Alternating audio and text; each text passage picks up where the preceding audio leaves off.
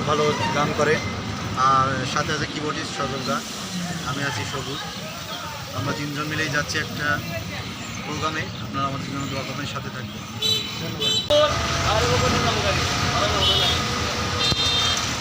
আমরা এখন বেড়াতে যাচ্ছি। আমরা এখন যাচ্ছি টাঙ্গাইলের কালিহাতী উপজেলার এলেঙ্গাতে। হাই, আমরা যাচ্ছি কিংবদন্তি নায়ক মান্নার গ্রামের বাড়িতে।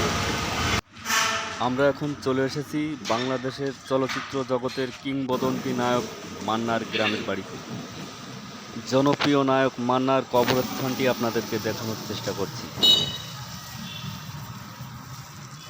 ওই যে ভিতরে যে কালো স্তম্ভটি দেখতে পাচ্ছেন, ওটাই হচ্ছে চিত্রনায়ক মান্নার কবরস্থান। কিংবদন্তি নায়ক মান্নার প্রতি বিনম্র শ্রদ্ধা রইল।